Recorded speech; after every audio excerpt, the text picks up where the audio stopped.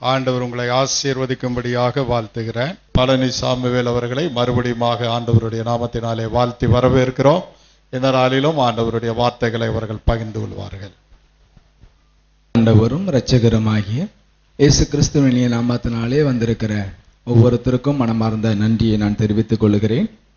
இந்த 2 நாட்களும் என்னை நேசித்து என்னையும் ஒரு ஊழியக்காரனாக நிலைநிறுத்தின என் ஆண்டவருக்கு நான் நன்றி செலுத்துகிறேன். முதலாவது என் அன்போடு கூட அழைத்த போதகரை அவர்களுக்கும் உபதேசியரை அவர்களுக்கும் சபையில் உள்ள கமிட்டியில் உள்ள ஒவ்வொரு அங்கத்தினருக்கும் சபை விசுவாசிகளுக்கும் நம்ம ஊரை சார்ந்தவங்க எல்லாருக்கும் என்னுடைய நன்றி. ஆண்டவர் நம்மை ஆசீர்வதிப்பாராக. கடந்த 2 நாட்களும் மன்னிக்கவும் நேற்றைக்கும் இன்றைக்கும் ஆண்டவருடைய ஊழியம் செய்ய ஆண்டவர் நல்ல ஒரு கிருபை கொடுத்தார். நேற்றைய தினத்திலே ஆண்டவர் அற்புதமான வார்த்தையை நம்மளோடு கூட பேசினார். கர்த்தருடைய அலங்காரமே கனத்திற்கு பாத்திரமா இருக்கும் என்று சொல்லி நேற்றைய மாலையிலே ஆண்டவருடைய வார்த்தையை நான் பகிர்ந்து கொடுத்தேன். ஒரு மனிதனுடைய வாழ்க்கையில எது இருக்குதோ இல்லையோ தேவன் தருகிற அலங்காரம் இருக்க வேண்டும், அப்பதான் கனம் பெற முடியும் என்று சொல்லி நேற்றைய நேரத்தில் நான் பேசினேன். பரிசுத்த அலங்காரம், பராக்கிரமம் என்கின்ற அலங்காரம், பரமனோடு உள்ள ஐக்கியம் என்கின்ற அலங்காரம், வேற என்ன சொன்னேன், பரத்திலிருந்து உண்டாகும் ஞானம் என்கின்ற அலங்காரம், பணிந்து கொள்ளும் சுபாவம் ஒரு அலங்காரம் என்று நேற்றைய தினத்தில் நான் பேசினேன். இன்றைக்கு காலை வேளையில கனத்தை சுதந்திரிப்பதற்கு கடின முயற்சி கட்டாயமாய் வேண்டும் என்கிற தலைப்பிலே இந்த நாளிலே நான் செய்தி எடுத்தேன். ஆண்டவர் கனம் பண்ண விரும்புகிறார். யாரை கனம் பண்ணுவார்? பிரியமா இருக்கிறவர்களை ஆண்டவர் கனம் பண்ணுவார். பிறனை மதிக்கிறவர்களை ஆண்டவர் கனம் பண்ணுவார். பிரசன்னத்தை விட்டு பிரியாது இருக்கிறவர்களை ஆண்டவர் கனம் பண்ணுவார். பிதாவின் கனத்தை குமாரனாம் இயேசுவுக்கு தருகிறவர்களை ஆண்டவர் கனம் பண்ணுவார். பிறனுக்கு நன்மை செய்கிறவனை ஆண்டவர் கனம் பண்ணுவார் என்று நான் பேசினேன். அதில் அநேகர் தொடப்பட்டீங்க, சந்திக்கப்பட்டீங்க. ஆண்டவருக்கு நன்றி செலுத்துகிறேன். இந்த ஊழியத்திற்காக தொடர்ந்து ஜெபிக்கும்படி அன்பாய் கேட்டுக்கொள்கிறேன். இந்த மாடியில தான் பிரேயர் நடத்துறேன். சத்தம் கேட்கும், இஷ்டம் இருந்தா வாங்க. இது தனி மனிதனுடைய ஊழியம் அல்ல. நாங்க குழுவாக நிறைய பேர் சேர்ந்து இந்த ஊழியத்தை செய்து வருகிறோம். செல்வி மகால் ஓனர் தன்ராஜ் அண்ணன் இந்த ஊழியத்துல ஆலோசகரா இருக்கிறாங்க. மில்ட்ரி லைன்ல நிறைய தேவ மனிதர்கள், தேவ பிள்ளைங்க, ஞான்ராஜ் அண்ணன், தேவராஜ் அண்ணன், இயேசுமணி அண்ணன், கென்னடி அண்ணன், நிறைய தேவ பிள்ளைங்கள் இந்த ஊழியத்துல ஆலோசனையாக, ஆறுதலாக, அநேக நன்மையான காரியங்களை செய்வதற்கு அவங்க எல்லாம் எனக்கு உதவி செய்யறாங்க. நம்ம எம்கேபி நகர்லயும் நிறைய பேர் எனக்கு உதவி செய்யறாங்க. MC ராஜன் அண்ணன், அசரியா ஸ்டீபன் அண்ணன், குணா அண்ணன், எல்லா தேவ பிள்ளைகளுக்காக நான் ஆண்டவரை துதிக்கிறேன். செட்டிக்குளத்துல இருந்து நிறைய மக்கள் எனக்கு உதவி செய்யறாங்க. நான் ஆண்டவரை ஸ்தோத்தரிக்கிறேன். ஆண்டவர் இந்த பட்டணத்திலே மாத்திரமல்ல, இந்தியாவில் பல பகுதியில் நிறைய தேவ பிள்ளைகள் எனக்கு சொந்தமாய் தந்திருக்கிறார். அல்லேலூயா. எனக்காக தொடர்ந்து ஜெபிங்க. நாளைய தினத்துல என்னுடைய மனைவிக்கு ஹாஸ்பிட்டல் அட்மிட் பண்ணி டெலிவரிக்காக நாங்கள் செல்ல இருக்கிறோம். ஜெபித்துக்கொள்ள அன்பாய் கேட்கிறேன். இந்த நாளிலே ஒரு பாடலை நான் பாட விரும்புகிறேன். நான் எழுதின பாடல் இந்த A4 சைஸ் பேப்பர்ல இருக்கும். அப்ப இந்திமா நேற்றுக்கு நிறைய பேர் பின்னாடி கிடைக்கலன்னு சொன்னாங்க. பின்னாடி இருந்து வாமா. இந்த பாடலை நான் பாட வாஞ்சிக்கிறேன். இயேசுவின் கெத்செமனே இதய பாரம். எனக்கு ஆண்டவர் இந்த பாட்டு தரும்போதே இந்த பாரத்தை சொன்னார். என் ஆண்டவர் இயேசு சிலுவையில எதையெல்லாம் சொல்லி ஜெபித்திருப்பார் என்கிற ஒரு வெளிப்பாடை ஆண்டவர் கொடுத்தார். அதனுடைய மையமாக அந்த பாடல் வந்திருக்கிறது. பாடும்படி அன்பாய் கேட்கிறேன். பாடுறேன், கேளுங்க, கூட சேர்ந்து பாடுங்க. தள்ளப்பட்ட கல் நான், தடுமாறும் நிலைதான். தள்ளப்பட்ட கல் நான், தடுமாறும் நிலைதான். தாங்கிடும் தெய்வமும் நீர்தானையா. தாங்கிடும் தெய்வமும் நீர்தானையா. தப்புவிக்கும் துணையே வாருமையா.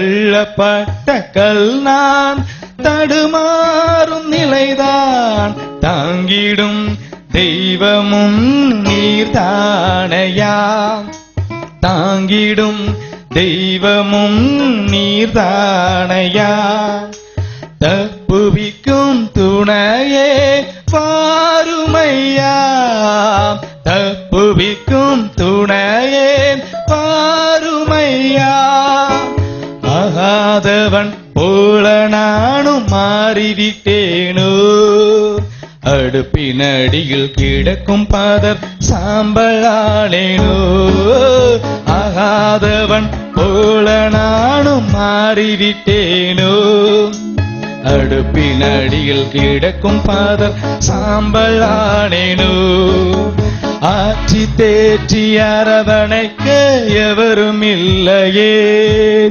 அன்பு காட்ட நாதியெல்லாம் தனி மறந்தானோ, அன்பு காட்ட நாதியெல்லாம் தனி மறந்தானோ, தள்ளப்பட்ட கல் நான், தடுமாறும் நிலைதான், தள்ளப்பட்ட கல் நான், தடுமாறும் நிலைதான், தாங்கிடும் தெய்வமும் நீர்தானையா, தாங்கிடும் தெய்வமும் நீர்தானையா, தப்புவிக்கும் துணையே பாருமையா, தப்புவிக்கும் துணையே பாருமையா.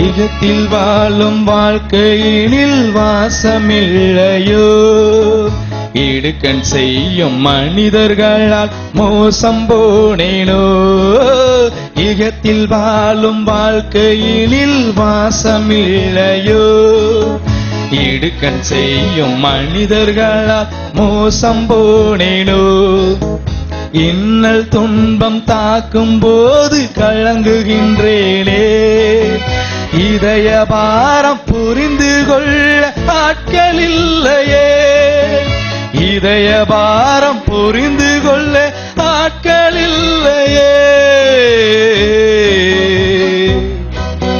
தள்ளப்பட்ட கல் நான், தடுமாறும் நிலைதான், தள்ளப்பட்ட கல் நான், தடுமாறும் நிலைதான், தாங்கிடும் தெய்வமும் நீர்தானையா, தாங்கிடும் தெய்வமும் நீர்தானையா, தப்புவிக்கும் துணையே பாருமையா, தப்புவிக்கும் துணையே பாருமையா, உலக வாழ்வின் உறவு எல்லாம் தேசமாகுதோ, உற்றார் சுற்றார் பாசமெல்லாம் போலியானதோ, உலக வாழ்வின் உறவு எல்லாம் தேசமாகுதோ, உற்றார் சுற்றார் பாசமெல்லாம் போலியானதோ, உள்ளம் உடைய பேசுவதால் தூக்கம் தொலைந்ததே, உண்மை அன்பை காட்டிடும் காலம் வராதோ, உண்மை அன்பை காட்டிடும் நல்ல காலம் வராதோ, தள்ளப்பட்ட கல் நான், தடுமாறும் நிலைதான், தள்ளப்பட்ட கல் நான், தடுமாறும் நிலைதான், தாங்கிடும் தெய்வமும் நீர்தானையா, தாங்கிடும் தெய்வமும் நீர்தானையா, தப்புவிக்கும் துணையே பாருமையா, தப்புவிக்கும் துணையே பாருமையா, இத்தனை எத்தனையோ வித பயங்கரங்கள் சூழ்ந்து கொண்டதே, என் நம்பியிருப்பம் ஏக்கமெல்லாம் நொறுங்கி போகுதே. எத்தனையோ வித பயங்கரங்கள் சூழ்ந்து கொண்டதே, என் நம்பியிருப்பம் ஏக்கமெல்லாம் நொறுங்கி போகுதே. எஜமானன் உம்மையே நோக்கி பார்ப்பேனே, என்னை விட்டு எடுபடாத நல்ல பங்கு நீரே. என்னை விட்டு எடுபடாத நல்ல பங்கு நீரே. தள்ளப்பட்ட கல் நான், தடுமாறும் நிலைதான். தள்ளப்பட்ட கல் நான், தடுமாறும் நிலைதான். தாங்கிடும் தெய்வமும் நீர்தானையா, தாங்கிடும் தெய்வமும் நீர்தானையா. தப்புவிக்கும் துணையே வாருமையா, தப்புவிக்கும் துணையே வாருமையா. கண்களை மூடினவர்களா, என் ஆண்டவர் இயேசு கெத்செமனே தோட்டத்துல இந்த சொல்லப்பட்ட வரிகளை போலதான் நினைத்து அழுதிருப்பார். நான் தனிமரமா மாறிட்டேனே. அந்த கெத்செமனே தோட்டத்துல அந்த ஒலிவ மரத்துல தன்னை சுற்றில யாருமே இல்ல. அந்த மரத்தை பார்த்து ஒருவேளை கண்ணீர் வெடிச்சிருப்பார், நான் ஒரு தனிமரமா நிற்கிறேன்னு சொல்லி. சீசர்ல ஜெபிக்க சொன்னா தூங்கிட்டே இருக்கிறாங்க. நான் தனிமரமா நிற்கிறேனே, இந்த உலகத்துல வாழ்றேன் இடுக்கன் செய்யற மனுஷங்க நிறைய பேர் எழுப்பிட்டாங்க. இதய பாரத்தை யாருமே புரிந்து கொள்ள மாட்டேங்கிறாங்க. ஆண்டவர் அழுதார். இந்த உலக வாழ்வில் உள்ள நண்பர்கள், உற்றார் சுற்றார் பாசம் எல்லாம் போலி. உண்மையான அன்பை காட்டுகிற ஒரு நாட்கள் வராதா பிதாவே என்று ஆண்டவர் கெத்செமனே தோட்டத்திலே கதறினார். என்னை விட்டு எடுபடாத நல்ல பங்கு என் பிதா என்று இயேசு கதறி அழுதார். ஒருவேளை உங்க உள்ளத்துல, நான் இந்த உலகத்துல தள்ளப்பட்டிருக்கிறேன், நான் இந்த உலகத்துல புறக்கணிக்கப்பட்டிருக்கிறேன், நான் இந்த உலகத்துல வெக்கத்தோடு நிற்கிறேன், என் வாழ்க்கையில ஒரு கணமே இல்லைன்னு சொல்லி நீங்க வந்திருக்கலாம். இந்த ஆண்டவர் இயேசு உங்களை கனப்படுத்த அவர் நல்லவர், போதுமானவர். அன்பின் ஆண்டவரே, இந்த நல்ல வேளையில நம்ம துதிக்கிறோம். இந்த வேளையில நீர் என்னோடு எங்களோடும் பேசும். இயேசுவின் நாமத்தில் பிதாவே. இந்த நாளிலே ஆண்டவருடைய சமூகத்தில் நான் ஜெபித்துக் கொண்டிருந்த பொழுது கணத்தை பெற்றுக்கொள்வதை குறித்து நான் பேசலாம் என்று நினைத்திருந்தேன். ஆண்டவர் சொன்னாரு, என் ஜனங்க நிறைய பேரு கனவீனத்தோடு இருக்கிறாங்க, இதுக்கு யார் காரணம் தெரியாம திகைக்கிறாங்க. கனவீனம் அடைவதற்கு கர்த்தர் காரணமா நான் காரணமா அப்படிங்கிற கேள்வியோடு மக்கள் இருக்கிறாங்க. என் பிரச்சனைக்கு, என் போராட்டத்துக்கு, என் உபத்திரவத்துக்கு, என் வியாகுலத்திற்கு, என்னுடைய தோல்விக்கு கர்த்தர் காரணமா நான் காரணமா என்கிற கேள்வியோடு மக்கள் இருக்கிறாங்க. நீ யார் காரணம்னு நீ சொல்லணும் அப்படின்னு ஆண்டவர் பேசினார். அதனால அதை குறித்து தான் அந்த நாள் நான் தியானிக்க சிந்திக்க விரும்புகிறேன். கனவீனம் எப்ப வரும், எங்கிருந்து வரும், யார் மூலமாய் வரும், யாரால் வரும் என்கிற கேள்விக்கு ஏசாயா தீர்க்கதரிசன புஸ்தகம் 43ஆம் அதிகாரம் 21 இருந்து 28 வரைக்கும் நீங்கள் வாசிக்கும் பொழுது வேதம் சொல்லுகிறது, இந்த ஜனத்தை நான் எனக்கென்று ஏற்படுத்தினேன், இவர்கள் என் துதியை சொல்லி வருவார்கள் என்று சொல்றாரு. அடுத்து தொடர்ச்சியாய் வாசிக்கும் பொழுது வேதம் சொல்லுகிறது, என் ஜனங்கள் பலியினாலே என்னை கனம் பண்ணவில்லை, என்னை அலட்சியம் பண்ணுனாங்க, அசட்டை பண்ணுனாங்க, என்னை வெறுத்தாங்க, ஒதுக்குனாங்கன்னு சொல்லி ஆண்டவர் நிறைய காரியங்களை அங்க பேசி வருகிறார். அதுல 28வது வசனம் எப்படி சொல்லுகிறது, ஆகிலும்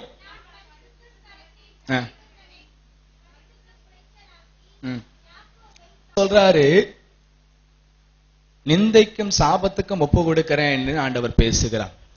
இன்னைக்கு காலையில நாம் தியானித்தோம், இஸ்ரவேலே நீ என் பார்வைக்கு அருமையா இருக்கிறபடியினால் கனம் பெற்றாயின்னு சொன்ன அதே தேவன் அதே இஸ்ரவேல் மக்களை பார்த்துதான் சொல்றாரு, நான் உன்னை நிந்தைக்கும் சாபத்துக்கும் ஒப்பு கொடுப்பேன், என்பதாக. ஏன் ஆண்டவர் இப்படி கோபமா பேசினாரு? ஆண்டவரை கோபப்படுத்துற மாதிரி மக்கள் நடந்ததுனால ஆண்டவர் அந்த தண்டனையை கொடுக்கிறார். அந்த கனவீனத்தை அவங்க பெற்றுக் கொள்ளுகிறார்கள். நீதிமொழிகள் 3ஆம் அதிகாரம் 35ஆம் வசனம் சொல்லுகிறது, ஞானவான்கள் கனத்தை சுதந்தரிப்பார்கள், மதிகேடரோ கனவீனம் அடைவார்கள் என்று வேதம் சொல்லுகிறது. ஆண்டவர் கனம் கொடுக்க ஆயத்தம். நம்முடைய வாழ்க்கையிலே நம்ம ஆண்டவரை தேடி வருகிறோம், நம்புகிறோம், நேசிக்கிறோம். நம்மை தேவன் சபைகளின் மூலமாய் கனம் பண்ண விரும்புகிறார். மனிதனை போல் அல்ல, தெய்வம் எல்லாரையும் கனம் பண்ணுவார். பிச்சைக்காரன் சத்தத்துக்கு கூட கனம் பண்ணி மரியாதை கொடுத்து நின்று அவனை விசாரித்து அற்புதம் செய்த ஒரு ஆண்டவர் தான் நாம் ஆராதிக்கிற இயேசு கிறிஸ்து. வேதம் சொல்லுகிறது எல்லாரையும் கனம் பண்ணுகிற ஒரு தேவன். குஷ்டரோகியா இருக்கிற மனிதர்கள் ஊருக்கு புறம்பாய் இருக்கிறவர்கள் தான். ஆனாலும் இயேசு கனம் பண்ணி அவனுக்கு அற்புதம் செய்தார் என்று வேத புத்தகம் நமக்கு சொல்லுகிறது. பல நன்மைகளை ஆண்டவர் செய்கிறார், கனம் பண்ணி அவர் செய்கிறார்.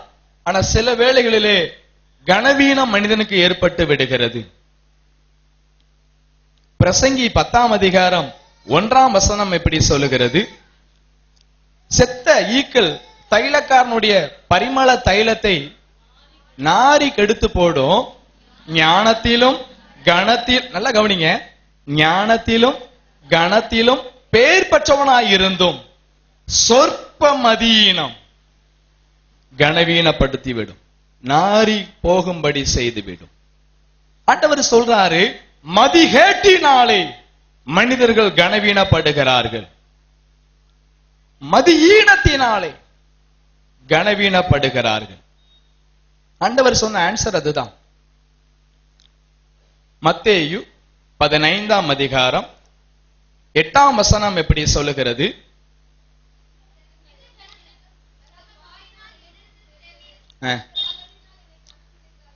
தங்கள் உதட்டுகளினால என்ன கனம் பண்ணுகிறார்கள், அவர்கள் இருதயமோ எனக்கு தூரமாயிருக்கிறது என்று கர்த்தர் இயேசு திருவலம் பற்றி பேசுகிறார்.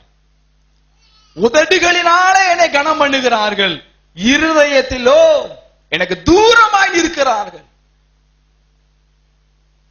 என்று ஆண்டவர் சொல்லுகிறார். நம்ம வாழ்க்கையில கனவீனத்துக்கு நம்ம மதிகேடும் மதியீனமும் தான் காரணம் என்று பைபிள் தெளிவாய் சொல்லுகிறது. உதடுகளிலே ஆண்டவரோடு இருக்கிறோம், உள்ளத்திலே தூரமாய் இருக்கிறோம், ஆகவே கனவீனம் வருகிறது என்று பைபிள் சொல்லுகிறது. இந்த நாட்களில் ஒரு 5 காரியங்களை உங்களோடு கூட நேரத்துக்கு தகுந்த மாதிரி நான் சொல்லி முடிக்கிறேன். ஏன் மனிதனுக்கு கனவீனம் வருகிறது, குடும்பங்களிலே கனவீனம் வருகிறது, சமுதாயத்திலே கனவீனம் வருகிறது, ஒரு தேசத்திற்கு ஏன் கனவீனம் வருகிறது என்கிறதை குறித்து ஒரு 5 காரியங்கள். முதலாவதாக 13ஆம் அதிகாரம் 54 58 வரைக்கும் வாசிக்கும் பொழுது ஒன்றை அறிந்து கொள்ளலாம். இயேசு சொந்த ஊரிலே ஊழியம் செய்யும் பொழுது அநேக ஜனங்கள் சொன்னார்கள், இவன் மரியாளுடைய பிள்ளை தானே, இவங்க அப்பா தச்சு வேலை செய்கிறவன் தானே என்று சொல்லி, அவனுடைய சகோதரர்கள் எல்லாம் நம்ம மத்தியில தான் இருக்கிறாங்கன்னு சொல்லி இயேசுவை குறித்து இடரல் அடைந்தார்கள். அது மாத்திரமல்ல, அவர்களுடைய அவிசுவாசம் அவர்களை இடரலுக்குள்ளாக மாற்றினது. ஆண்டவர் இயேசு சொன்னார், இந்த ஜனங்களுடைய அவிசுவாசம் நான் அவர்களுக்கு அற்புதம் செய்ய கூடாதபடிக்கு அது தடையா இருக்கிறது என்று இயேசு சொல்லுகிறார். அருமையான ஜனமே, ஒரு மனிதனுடைய வாழ்க்கையில கனவீனம் வருவதற்கு முதல் காரணம் அவிசுவாசம். அவிசுவாசப்படுகிற மனிதர்கள் கனவீனப்படுவார்கள். இயேசு சொந்த ஊர்ல அற்புதம் செய்கிறார், சொந்த ஊர்ல பிரசங்கம் பண்ணுகிறார், சொந்த சபையிலே பிரசங்கம் பண்ணுகிறார். சொந்த ஊர் மக்கள் எல்லாம் அவரை பார்க்கிறாங்க. பிசாசு துரத்தும் பொழுது, வியாதிகளை சுகமாக்கும் பொழுது அவங்களால புரிந்து கொள்ள முடியல. அவர்களுக்குள்ள இருந்த அந்த அவிசுவாசம் அவர்களை இயேசுவை தெய்வமாக ஏற்றுக்கொள்ள அது தடுக்கிறதா இருந்துச்சு. மார்க்கு 6ஆம் அதிகாரம் 1 நீங்க 6 வரைக்கும் வாசிக்கும் பொழுது அதே வார்த்தை தான் சொல்லுகிறது. அதுல 6வது வசனம் சொல்லுகிறது, ஒருவன் தன் வீட்டிலேயும் தன் ஊரிலேயும் அன்றி வேற எங்கும் கனவீனம் அடைய மாட்டான். அப்படியானால் இயேசு சொல்றாரு, ஒரு மனிதனுடைய வாழ்க்கையில கனவீனம் எங்க வருதுன்னா வீட்டுல வருது. கனவீனம் எங்க வருகிறது? சமுதாயத்திலே, குடும்பங்களிலே வருகிறது. கனவீனம் வசிக்கிற இடத்திலே வருகிறது. யார் நிமித்தமாய் வருகிறதுன்னா மக்களுடைய அவிசுவாசத்தை நிமித்தமாய் வருகிறது என்று ஆண்டவர் இயேசு சொல்லுகிறார். மார்க் 9ஆம் அதிகாரம் 17 28 வரைக்கும் நீங்க வாசிக்கும் பொழுது, ஒரு தகப்பனார் தன்னுடைய மகனுடைய பலவீனங்கள் மாற, பிசாசினுடைய போராட்டங்கள் விலக, வாயிலே நுரைத்தள்ளி சாகிற அந்த மனிதனை, அந்த சின்ன பிள்ளையை காப்பாற்றுவதற்காக இயேசுவிடத்திலே வருகிறார். இயேசு அங்க இல்லை. சீசர்கள் இருக்கிறாங்க. சீசர்கள்ட்ட போய் சொல்றாங்க. இந்த தகப்பனார் போய் சொல்றாரு, அவங்களால அதை சுகமாக்க முடியவில்லை. எவ்வளவோ செய்து பார்க்கறாங்க, முடியல. இயேசு கிட்ட அந்த தகப்பனார் போறாரு. ஐயா, உங்க சீசர்களால முடியல, ஏதாவது செய்யுங்க. உடனே இயேசு சொன்னாரு, இதை செய்வதற்கு எனக்கு வல்லமை உண்டுன்னு விசுவாசிக்கிறாயா? அப்படி சொன்ன மாத்திரத்துல அந்த தகப்பனார் சொன்னாரு, ஆண்டவரே, ஆகிலும் என் அவிசுவாசம் நீங்கும்படி எனக்கு உதவி செய்யும் என்று சொல்லி கண்ணீரோடு அழுதான். அந்த மனிதனுடைய வாழ்க்கையில், அந்த குடும்பத்தில் ஒரு அற்புதம் நடப்பதற்கு தடையா இருந்தது அவர்களுடைய அவிசுவாசம். ஒரு மனிதனை சமுதாயத்திலே உயர்த்துவதிலே தேவனுக்கு அக்கறை உண்டு. உங்க குடும்பத்தை ஆண்டவர் கனம் பண்ண அவருக்கு பிரியம் உண்டு, அவருக்கு ஆசை உண்டு, அவருக்கு விருப்பம் உண்டு. வியாதியிலே மரித்து போக ஆண்டவருடைய சித்தம் இல்லை. பலவீனத்திலே பாதிக்கப்பட்டு இருப்பது தேவனுடைய சித்தம் இல்லை. நஷ்டப்பட்டு இருப்பது ஆண்டவருக்கு பிரியம் இல்லை. உங்களை வாழ வைக்க இயேசு விரும்புகிறார். ஆனால் அற்புதம் செய்வதற்கு தடையாய் இருப்பது நம்மளுடைய அவிசுவாசம். அவிசுவாசம் ஒரு பெரிய தடை, கனவீனத்தை உண்டாக்கி விடுகிறது சில வேளைகளிலே. என் ஆண்டவர் ஊழியத்துக்கு அழைத்தார், ஊழியம் செய்ய வந்தேன். 2003 ஒரு சம்பவம் என் வாழ்க்கையில மறக்க முடியாது. 2004 பல இடங்களில் ஊழியம் செய்துட்டு ராத்திரி போல வீட்டுக்கு லேட்டா போனேன். நைட்டு 11 மணி இருக்கும். வீட்டுல தூங்கிட்டு இருந்தேன். விடிய காலம் 3:30 மணி இருக்கும். விடிய காலம் 3:30 மணி. திடீர்னு என் காதுல ஒரு சத்தம், மரணம் மரணம் மரணம் அப்படின்னு 3 சத்தம். திடுக்கிட்டு நின்றேன். அந்த சத்தத்தை கேட்ட உடனே கை காலெல்லாம் நடுங்க ஆரம்பித்தது. விடிய காலம் 3:30 மணிக்கு என் காதுகளில பயங்கர சத்தம் கேட்கிறது. யாரோ மோதுகிற சத்தம், அடிக்கிற சத்தம், ஏதோ தண்ணீர்கள் கொட்டுகிற சத்தம் என் காதுல கேட்டுக்கொண்டே இருந்துச்சு. அந்த சத்தத்தை கேட்டு பயந்து போய் வெளியே வந்து எட்டி பார்த்தேன். நம்ம ஊர்ல ஏதாவது சண்டை போடுவாங்கல்ல, அது மாதிரி ஏதாவது பிரச்சனை நடக்கான்னு சொல்லி பார்த்தேன். எல்லாரும் நிம்மதியா அவங்கவுங்க வீட்டுல தூங்குறாங்க. நானும் பிறகு கதவை சாத்திட்டு என் ரூம்ல தனியா இருந்த காலம் அப்போ 2004. படுத்து இருக்கிறேன், மறுபடியும் உட்கார்ந்து இருக்கிறேன். அந்த சத்தத்தை காதுல கேட்கிறேன், நிறுத்த முடியல. என் 2 கையினால இப்படி காதை நான் பொத்திக்கிட்டு இருந்தேன். உள்ளுக்குள்ள சத்தம் கேட்டுக்கிட்டே இருக்கு. ஐயா காப்பாத்துங்க, அம்மா காப்பாத்துங்கன்னு சொல்லி கூப்பாடு போடுகிற சத்தம். ஒரு குழந்தை சத்தம் என் காதுல அப்படி கேக்குது. ஒரு பெரியவங்க சத்தம், நிறைய பெண்கள் சத்தம் இந்த காதுல அப்படியே கேக்குது. இது எனக்கு வாழ்க்கையில முதல்ல ஒரு வித்தியாசமான அனுபவம்.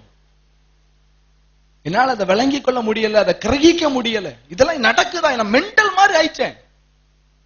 நான் மெண்டலா திரியிற அந்த நேரத்துல என் கைகளை கிள்ளி பாக்குறேன், எனக்கு ஏதாவது இருக்க உணர்வுன்னு சொல்லி உணர முடியல. ஏதோ என்ன நடக்குது, என்ன சுத்தில ஏதோ சம்பவிக்குது. அந்த வீட்டுல தனி ரூம்ல ஏதோ ஒன்று நடக்கிறது, உணர முடியுது. ஆனா என்ன சொல்லுதுன்னு தெரியல. அதுல இருந்து என்ன கற்றுக்கொள்ளணும் எனக்கு விளங்கல. திடீர்னு என் உள்ளம் அப்படியே படபடன்னு அடிக்கி. எங்க அம்மா என் முன்னாடி செத்து கடந்தா நான் எப்படி ஃபீல் பண்ணுவேனோ அந்த ஏக்கமும் பாரமும் எனக்குள்ள அதிகரித்தது. என் சொந்த தாய், என் சொந்த தகப்பன் என் முன்னாடி செத்து கடந்தா நான் எப்படி ஃபீல் பண்ணுவேனோ அந்த பாரம், அந்த ஏக்கம். ஓன்னு அழுதேன். 2 மணி நேரம் அழுது இருப்பேன். அப்புறம் டயர்டில் அப்படியே படுத்துட்டேன். காலையில எந்திரிச்சு கத்தீட்ரல் ஆலயத்துக்கு நான் நடந்தே போனேன். அப்ப காசு இல்லை. இங்க இருந்து செந்திலர்ல இருந்து நடந்தே போனேன். நான் போய் உட்கார்ந்து இருக்கிறேன் சர்ச்சில் பிரசங்கம் நான் நடக்கிறேன். அந்த நாட்கள்ல நிறைய பேர் வந்து நின்று பேசிட்டு இருக்கிறாங்க. அன்னைக்கு ஐயர் பேசல, வேற ஒருத்தங்க குழுவா வந்து பேசுறாங்க. அவங்க பேசுறதெல்லாம் பாக்குறேன். ஆனா என்னால உணர்வுகளில அதுல நான் கலந்து கொள்ள முடியல. நான் உட்கார்ந்து இருக்கிற இடத்துல திடீர்னு என் உள்ளத்துல ஒரு உணர்வு வருது. மறுபடியும் அதே சத்தம் என் காதுல கேக்குது. அழுகிற சத்தம், குப்பாடு போடுகிற சத்தம், ஏதோ மோதுகிற சத்தம், டம் டம்னு இடிக்கிற சத்தம், காப்பாத்துங்க காப்பாத்துங்க காப்பாத்துங்கன்னு சொல்லி அறைகூவல் விடுக்கிற சத்தம். இந்த சத்தத்துக்கு பிறகு ஒரு மெல்லிய சத்தத்தை நான் கேட்டேன். என் ஆண்டவர் பேசினாரு, மரணம் தேசத்துல வந்திருக்கு, நீ ஜெபம் பண்ணு. மரணம் தேசத்துல வந்திருக்கு, நீ ஜெபம் பண்ணு. போன அழுதேன். சர்ச்சில் எல்லாரும் உட்கார்ந்து இருக்கிறாங்க, அடக்க முடியல, வாயில கர்ச்சீப்பை வச்சுட்டு தான் அழுதேன். சபையில உட்கார்ந்து இருக்கிறேன், முழங்கால் நிக்கிறேன், உட்கார்ந்து இருக்கிறேன், முழங்கால் நிக்கிறேன், உட்கார்றேன். யார் பிரசங்கம் பண்ணாங்க, யார் பாட்டு பாடினாங்க, என்ன நடந்துச்சு சபையில எனக்கு தெரியாது. என் அழுகைக்கு அப்புறம் கண்களை மூடிட்டேன். சில மணி நேரம் கழித்த பிறகு ஒரு டிஸ்டர்பன்ஸ் சத்தம் கேட்டுச்சு. கண்ணை திறந்து பார்த்தேன், சர்ச்சு முடிஞ்சு எல்லாரும் நடந்து போறாங்க. நான் என்ன பண்ணுனேன், நான் என்ன நடந்துச்சு எனக்குன்னு சொல்லி நான் சுத்தி பார்த்தேன். என் பக்கத்துல இருந்தவங்க எல்லாம் தள்ளி போயிட்டாங்க. சரி, நானும் கண்ணீரை துடைத்துட்டு, அன்னைக்கு பணம் இல்லை என்கிட்ட. என்ன எங்க அப்பா அம்மாவுக்கு ஏதோ பிரச்சனை போல, ஆண்டவர் ஏதோ வெளிப்படுத்துறாரு நான் ஃபீல் பண்றேன். எங்க மாமாலாம் தெற்கு பஜார்ல இருந்தாங்க. அப்போ அங்க போய் பாக்குறதுக்காக அங்க போனேன். அவங்க வீட்டுல போன் வசதி உண்டு. அந்த போனை நான் எடுத்து, எங்க அம்மா அப்பா கோயம்புத்தூர்ல இருக்கிறாங்க, அவங்ககிட்ட போன் பண்ணி ஏதாவது விசாரிக்கலாமேன்னு சொல்லி நான் ஞாயிற்றுக்கிழமை கேட்கிறேன். அவங்க யாருமே போன் எடுக்கல. சரி, போன் ரிசீவரை வச்சுட்டு சும்மா தானே இருக்குன்னு சொல்லி டிவி ரிமோட் எடுத்து நான் டிவியை ஆன் பண்ணேன். டிவியை ஆன் பண்ணா சன் பிளாஸ் நியூஸ்னு கீழே போட்டாங்க. சென்னையிலே சுனாமி, இந்தோனேசியாவிலே சுனாமி, கன்னியாகுமரியிலே சுனாமி ஆபத்து, போராட்டம். இந்த டிவியில காமிச்ச அந்த பேஸ், அந்த சத்தம் சேம். அதே சத்தத்தை விடிய கால 3:30 மணிக்கு என் சொந்த காதுல நான் கேட்டேன். இதெல்லாம் சாத்தியமா?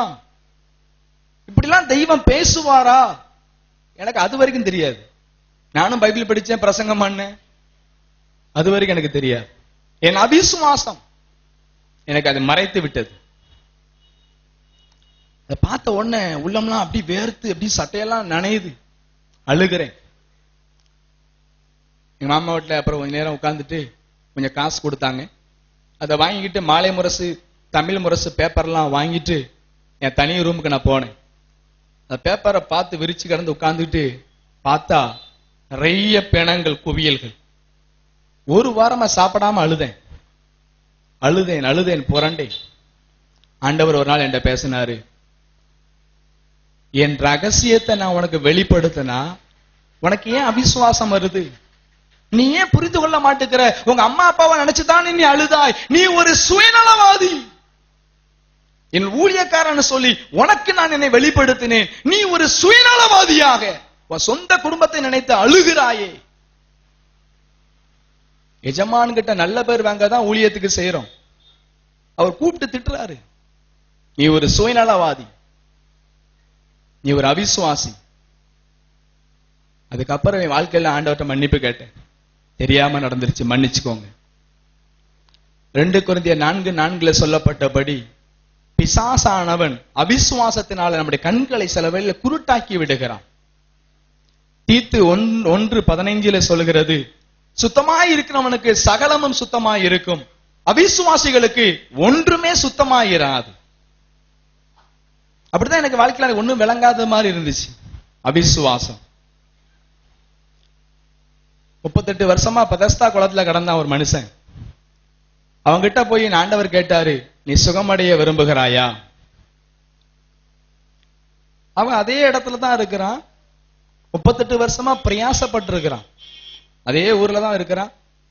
அந்த குளம் கலங்கும் போது நான் போய் விழுந்தா சுகமாயிருவேன்னு சொல்லி நம்பிக்கையோட இருக்கிறான், முயற்சியும் எடுக்கிறான். அவங்கிட்ட விசுவாசமும் இருந்துச்சு, விடா முயற்சியும் இருந்துச்சு. அவனை பார்த்து இயேசு கேட்டாரு, நீ சுகமடைய விரும்புகிறாயா? அவனை அறிந்துதான் அவர் கேட்டாரு. அவன் சொன்னான், என்னை கொண்டு போய் விடுறதுக்கு யாருமே இல்லை, நான் பிரயாசப்பட்டு போக நினைக்கிறேன். ஒவ்வொரு தடவையும் நீங்க நிறைய பேர் சொல்றீங்க, நான் கனம் பண்றதுக்கு, ஆசீர்வாதம் பண்றதுக்கு நான் போக தான் பிரயாசப்படுறேன், தோல்வியாக முடிகிறது.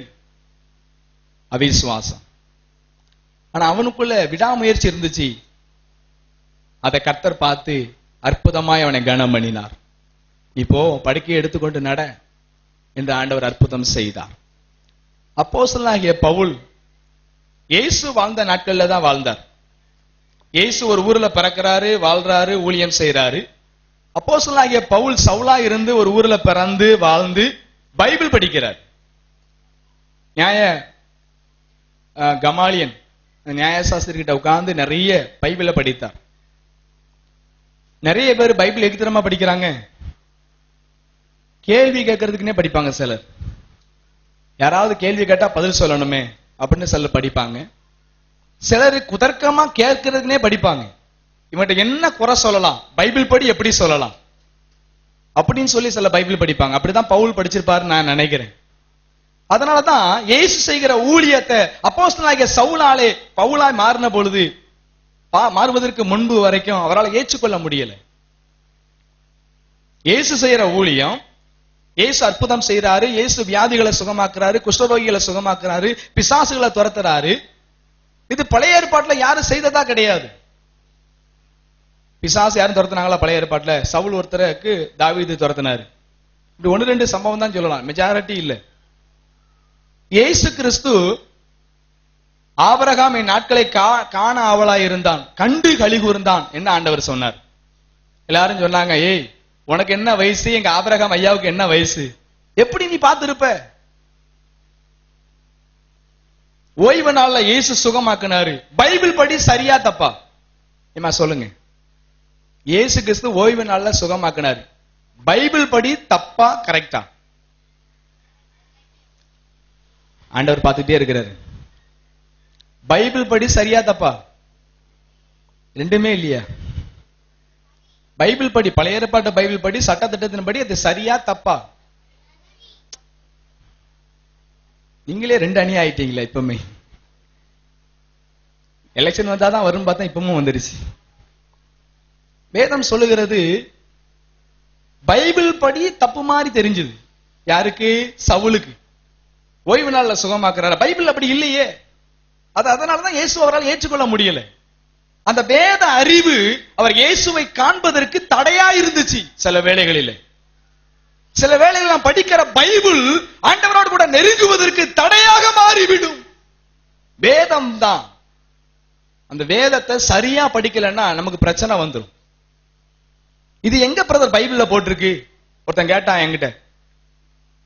ஒரு பைபிள் காலேஜ் படிச்சவன் ஒருத்தன் கேட்கிறான், கண்ணை மூடி ஜெபம் பண்ண சொல்லி பைபிள் எங்க பிரதர் போட்டிருக்கு? போடல. அப்ப ஜெபம் பண்ணாத.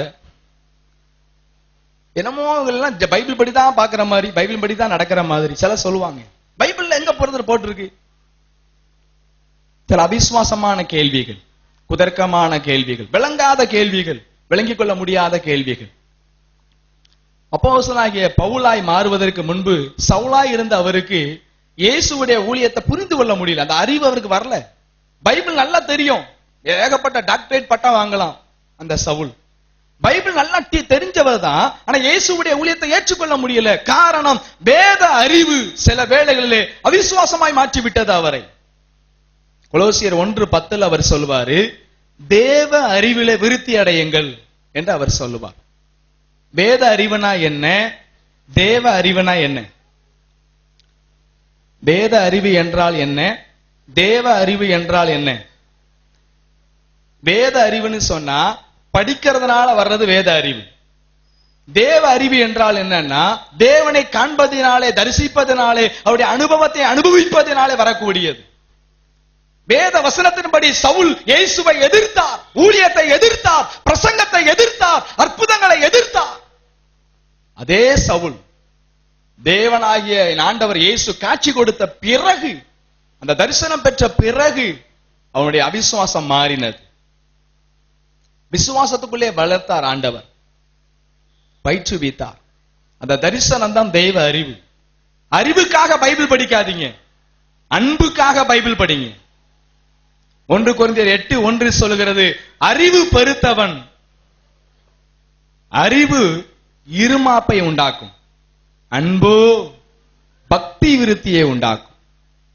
நீங்க நிறைய பேர் பைபிளை அறிவுக்காக படிக்கிறார்கள், ஆகவே அவிசுவாசம் பெறுகிறது. அந்த ஊழியக்காரர் அப்படி பண்றார், இந்த ஊழியக்காரர் இப்படி பண்றார். நமக்குள்ள நிறைய அவிசுவாசங்கள். இது சரியா தப்பா விசுவாசிகளால் புரிந்து கொள்ள முடியவில்லை, விளங்கிக் கொள்ள முடியல. ஊழியக்காரங்க நிறைய பேர் இருக்கிறாங்க, விளங்காத ஊழியக்காரங்க நிறைய பேர் இருக்கிறாங்க. பைபிள் சத்தியத்தை சரியா விளங்க தெரியல. வேதம் சொல்லுகிறது அன்பினால் படிக்கணும். பிரசங்கி 1:18 சொல்லுகிறது அறிவு பெருத்தவன் நோவு பெருத்தவன். ஆண்டவர் சொல்றாரு, என் ஜனங்களுக்கு அற்புதம் செய்து அவங்களை சந்தோஷப்படுத்த விரும்புறேன். அவங்க அவிசுவாசப்படுவதனாலே கனவீனமாய் இருக்கிறார்கள். உங்கள் அவிசுவாசமே உங்கள் கனவீனத்திற்கு காரணம். உங்கள் அவிசுவாசமே உங்கள் குடும்பத்தின் தோல்விக்கு காரணம். உங்கள் அவிசுவாசமே உங்கள் தரித்திரத்துக்கு காரணம். உங்கள் அவிசுவாசமே உங்களுடைய பிரச்சனைகளுக்கு காரணம். உங்கள் அவிசுவாசம். என் ஆண்டவர் இயேசு சொன்னார், இன்னைக்கு மாலையில நான் ஜெபித்துக் கொண்டிருந்த பொழுது ஆபீஸ்ல என் ஆண்டவர் என்னோடு கூட பேசினார். என் ஜனங்களுடைய அவிசுவாசத்தினாலே அவங்க கனவீனப்பட்டு இருக்கிறார்கள். என்னை சரியாய் நேசிக்கவில்லை, சரியாய் புரிந்து கொள்ளவில்லை, சரியாய் விளங்கிக் கொள்ளவில்லை. நீ பேசு, நான் பேசுவேன் ஆண்டவர் சொன்னார். 1 தீமோத்தேயு 5:8 சொல்கிறது, ஒருவன் தன் வீட்டாரை தன் குடும்பத்தின் அவர்களை விசாரியாமல் போனால் அவிசுவாசியிலும் அவன் கெட்டவனாய் இருப்பான். குடும்பத்தை விசாரிக்காதவங்க அவிசுவாசியிலும் கெட்டவர்கள். எபிரேயர் 3:12 சொல்லுகிறது, சகோதரரே ஜீவனுள்ள தேவனை விட்டு விலகுவதற்கு ஏதுவான அவிசுவாசம் உள்ள பொல்லாத இருதயம் உங்கள் ஒருவனுக்கும் இராதபடிக்கு எச்சரிக்கையாயிருங்கள். மனகாலம்பளை நகர் மக்களே, ஆண்டவர் உங்களோடு கூட பேசுகிறார். அவிசுவாசமான சிந்தையினாலே பொல்லாத இருதயம் கொண்டவர்களாக தேவனை மறுதலித்து விடாதிருங்கள். ஆண்டவர் சொல்றார், உங்கள் அவிசுவாசமே நீங்கள் கனவீனத்திற்கு ஒரு காரணமாய் மாறிவிடும். உனக்கு தெரியுமா, பரலோகம் போக முடியும்னா முதல்ல பயப்படுறவங்க போக மாட்டாங்க. வெளிப்படுத்தின விசேஷம் 21:8 சொல்லுகிறது, அவிசுவாசமா இருக்கிறவர்கள் பரலோகத்துக்கு போக முடியாது. அதனாலதான் ஆண்டவர் பேசுறாரு, என் ஜனங்கள் அவிசுவாசப்பட்டிருக்கிறாங்க, நீ பேசு. இரண்டாவதாக ஆண்டவர் சொன்னாரு, ஓசியா 5:5. எல்லாரும் பைபிள் பாக்குறீங்களா? பக்கத்துல இருக்கவங்க பாருங்க, அந்த வசனத்தை மறுபடியும் சொல்லுங்க. ஏமா ஏமா ஏமா அந்த வசனத்தின்படி அவங்கள பார்த்து சொல்லணும். உங்க அகந்த சொல்லுங்க, பக்கத்துல நான் வருவேன். உங்கள் அகந்தை உங்கள் முகத்துக்கு முன்பாக அழகாய் தெரிகிறது. வசனம் சொல்லுகிறது, இஸ்ரவேலின் அகந்தை அவங்க முகத்துக்கு முன்பாக இருக்கு. அப்படிதான் போட்டிருக்கு. வாசிங்க மறுபடி. அகந்தை சாட்சி எடுக்கிறது. முகத்தை பார்த்தாலே தெரியும் அகம் இருக்கிறது. அகம் வேற, அகந்தை வேற. நீங்களாம் அகமா இருக்கிறீங்க, நல்லதுதான். சிலருக்கு அகந்தை வந்துருது. அகந்தை என்பது என்ன? எது எடுத்தாலும் இப்படி கௌரவமா கர்வமா நினைக்கிறது. நெகேமியாவில் 9ஆம் அதிகாரம் 10ஆம் வசனம் சொல்லுகிறது, இஸ்ரவேல் ஜனங்களை எகிப்தியர்கள் அகந்தையாய் நடத்தினார்களாம். இஸ்ரவேல் ஜனங்களை எகிப்தியர்கள் அகந்தையாய் நடத்தினார்களாம். கர்த்தர் அதை பார்த்தார். அதனாலதான் எகிப்தியரை வாதித்தார், எகிப்தியரை சங்காரம் பண்ணினார், எகிப்தியரை பார்வோனை கடலில் போய் கவிழ்த்து போட்டார். காரணம் அவர்களுடைய அகந்தை. எகிப்தியர்கள் மடிந்ததற்கு காரணம் அவர்களுடைய அகந்தை என்று பைபிள் நமக்கு சொல்லுகிறது. அதே தேவன் இஸ்ரவேலே நீ எனக்கு பிரியமானவன்னு சொன்னாரு. அந்த தேவன் தான் இந்த வசனமும் சொல்றாரு, இஸ்ரவேலுடைய முகத்துல அகந்தை இருக்கிறத நான் சாட்சியா பார்க்கிறேன். ஏசாயா 3ஆம் அதிகாரம் 16-17.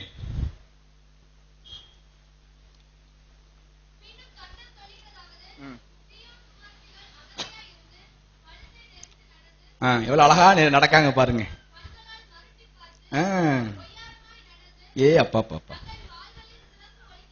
அப்படித்தான் நிறைய பேர் நடக்கிறாங்க நம்ம ஊர்ல. ஐயோ எவ்வளவு பரிதாபம். போ கனவீனப்படுத்துற ஒய்யாரமா நடந்து கண்ணை சிமிட்டி அப்படி இப்படிமா போறவங்க ஆண்டவர் எப்படி ஆக்கிட்டாராம்? கனவீனம். கனவீனம். அகந்தை என்ன பண்ணும் தெரியுமா? சங்கீதம் 73:8 சொல்லுகிறது, கொடுமையானதை பேசுமா. அகந்தை உள்ளவங்க கொடுமையானதை பேசிக்கிட்டே இருப்பாங்க. சங்கீதம் 119:51 சொல்லுகிறது, அகந்தையா இருக்கிறவங்க மற்றவங்களை பரியாசம் பண்ணுவாங்க, கேலி கிண்டல். அது யார் பண்றாங்கன்னு பாத்தீங்கன்னா அகந்தை உள்ளவங்க பண்ணுவாங்க. நான் சொல்லல, பைபிள் சொல்லுது. கேலி கிண்டல் பண்றவங்க அகந்தை உள்ளவர்கள். சங்கீதம் நீதிமொழிகள் 21:4, அகந்தை உள்ளவர்கள் மேட்டீமையாக பார்ப்பார்கள். யார பார்த்தாலுமே ஒரு சைஸா பார்க்கிறது. நீதிமொழிகள் 21:24 சொல்லுகிறது, அகந்தை உள்ளவர்கள் சினங்கொண்டு திரிவார்கள். மூர்க்கம், கோபம், யார போட்டு தள்ளலான்னு சொல்லி சினங்கொண்டு திரிவார்கள் அகந்தை உள்ளவர்கள். இன்னைக்கு ஒரு கை வர பாத்திரணும் அப்படின்னே ரோட்ல அலையிறவங்க நிறைய பேர் இருக்காங்க. அது நம்ம ஊர்ல சும்மாவா சொல்லணும்? அடாயா அப்பா, அன்னைக்கு ரோட்ல போய்கிட்டு இருக்கேன், என்ன முறைச்சிட்டு போறாங்க ஒருத்தன். நான் பாட்டு போய்கிட்டு இருக்கேன், கூப்பிட்டு இன்னைக்கு பார்த்தேன் அப்படிக்கா. என்ன நாட்டுல கொடுமை பாருங்க. அகந்தை உள்ளவர்கள் விட்டா அன்னைக்கு அடிச்சிருப்பான் பலார்னு, தப்பிச்சுட்டேன். கூப்பிட்டு கேக்கா, என்ன எதுக்கு நீ பார்த்துட்டு போன, இங்க வா அப்படிங்க. கர்த்தர் அவர்களை மன்னிப்பாராக.